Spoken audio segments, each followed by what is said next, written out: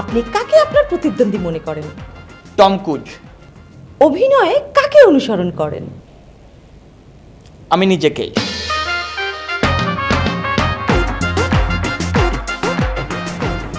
সুপ্রিয় দর্শক শ্রোতা, এত তারকাদের নিয়ে ভাইরাল টিভির প্রতিদিনের সেলিব্রিটি টক শো বাপরে বাপ কত বড় তারকায় আজকে যিনি অতিথি হয়ে এসেছেন তাকে নতুন করে পরিচয় করিয়ে দেবার কিছু নেই। তিনি একাধারে একজন বিজনেস ম্যাগনেট, একজন দানবীর এবং বাংলাদেশের চলচ্চিত্রের ইতিহাসে আলোড়ন সৃষ্টিকারী একজন দুর্ধর্ষ অ্যাকশন হিরো, আমাদের সকলের প্রিয় চলন্ত খলিল। ভাইয়া, আমাদের স্টুডিওতে আসার জন্য আপনাকে শুভেচ্ছা এবং স্বাগতম। আপনাকেও অনেক শুভেচ্ছা এবং ভাইরাল টিভি এইচডিকে জানাই অভিনন্দন। আসলে আমি তো সব টিভিতে যাই না, আপনাদের টিভি এইচডি আপনারা ভালো কাজ করেন, আমিও ভালো কাজ করি, তাই চলে এলাম। সেই জন্য আপনাকে অসংখ্য ধন্যবাদ ভাইয়া। প্রিয় দর্শক, আমাদের এই দুর্ধর্ষ তারকার সাথে কথা বলতে চাইলে আপনারা তাকে সরাসরি প্রশ্ন করতে পারেন। টেলিভিশনের স্ক্রলে আমাদের নাম্বারটি দেওয়া আছে, অথবা ভাইরাল টিভির ফেসবুক পেজের মাধ্যমেও আপনারা আমাদের সাথে যুক্ত হতে পারেন। ভাইয়া, শুরুতে একটি ব্যক্তিগত প্রশ্ন। এই প্রশ্নটি শুধু আমার নয়, আপনার অনেক ভক্তেরও। আপনার নাম যে চলন্ত খলিল, এটা কি আপনার বাবা মায়ের দেয়া, নাকি এর পেছনেও কোনো গল্প আছে?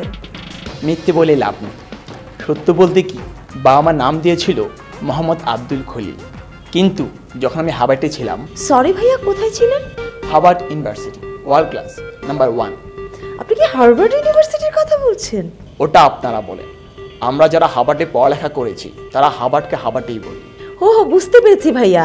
যেমন ঘানার মানুষ ঘানাকে বলে গানা, ম্যানচেস্টারের মানুষ ম্যানচেস্টারকে বলে ম্যানচেস্টার, এরকম কি কিছু ভাইয়া? ইয়াপ, যে কথা বলছিলাম, যখন আমি হার্ভার্ডে ছিলাম তখন আমি রেস করতাম। সরি ভাইয়া, বুঝতে পারিনি, কি করতেন ভাইয়া?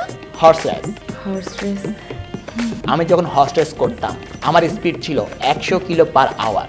এরপর আমি যখন বিজনেসে আসলাম আমাকে অনেকে থামাতে চেয়েছিল, কিন্তু পারিনি। আমি এখন 20,000 ফ্যামিলিকে চালাই, 21 কোটি স্যালারি দিই পার মান্থ। জি ভাইয়া, আপনার অনেক ইন্টারভিউতে কথাগুলো শুনেছি, আপনি প্রায় বলেন। আমাকে শেষ করতে দেন। এরপর আমি যখন সিনেমায় এলাম, প্রত্যেক থিয়েটারে প্রচুর মানুষ আমাকে দেখার জন্য ছুটে এসেছে, কেউ থামাতে পারেনি, তাই আমি চলন্ত। জি ভাইয়া, বুঝতে পেরেছি। ভাইয়া, ফেসবুকে অলরেডি আমাদের অনেকগুলো প্রশ্ন এসেছে। মোহাম্মদ জাফর একবার লিখেছেন, ওনার তো বাংলাও হয় না, ইংরেজিও হয় না, ওনাকে টিএসসিতে গিয়ে একটি বাংলা উচ্চারণের কর্মশালা এবং ব্রিটিশ কাউন্সিলে একটি ইংরেজি কোর্স করতে বলুন। যে প্রশ্নটি করেছে সে আসলে বুঝতে পারেনি। Actually I am reading Harvard in BBA 4 years, তাই আমার বাংলা ভাষার মধ্যে ইংলিশ কিছু মিক্স আছে। যেহেতু আমি একজন সুপারস্টার, তাই এটাই আমার স্টাইল।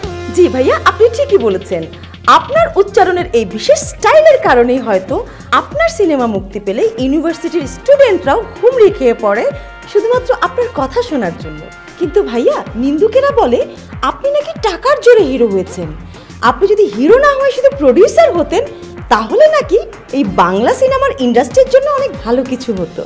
অ্যাকচুয়ালি আমি যখন সিনেমায় এলাম বাংলাদেশে অনেক হিরো খুঁজেছি, আমার মতো হিরো কাউকে পাইনি। আমি যেভাবে স্টান্ট করি, যেভাবে ফাইট করি, বাংলাদেশের অন্য হিরোরা সেটা পারে না, তাই বাধ্য হয়ে আমি নিজেই হিরো হলাম। এবং আপনি সফল, একই সাথে জনপ্রিয় হয়েছেন।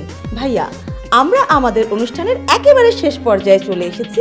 এই পর্যায়ে আমি আপনাকে কিছু ছোট প্রশ্ন করব, আপনি এক বাক্যে উত্তর দেবেন। আমার প্রথম প্রশ্ন, আপনি কাকে আপনার প্রতিদ্বন্দ্বী মনে করেন? Tom Cruise. অভিনয়ে কাকে অনুসরণ করেন? আমি নিজেকে। নিজেকে কোন জায়গায় দেখতে চান? আমি এখন সেখানেই আছি। আপনার পছন্দের খাবার কি? আমার স্ত্রীর হাতে পালুদা, নিজের স্ত্রী বলে বলছি না, ওর হাতের পালুদা এক্সপোর্ট কোয়ালিটি। ভাইয়া, আমাদের সময় একেবারেই শেষ। আমরা জানি আপনি একজন দানবীর, এই বিষয়ে সংক্ষেপে যদি কিছু বলতেন। আমি তো প্রতিদিন দান করি। আমার যারা প্যান ফলোয়ার আছে এবং গরিব অসহায়দেরকে আমি প্রতিদিন দান খয়রাত করি। এটা নিয়ে নতুন করে বলার কিছু নেই।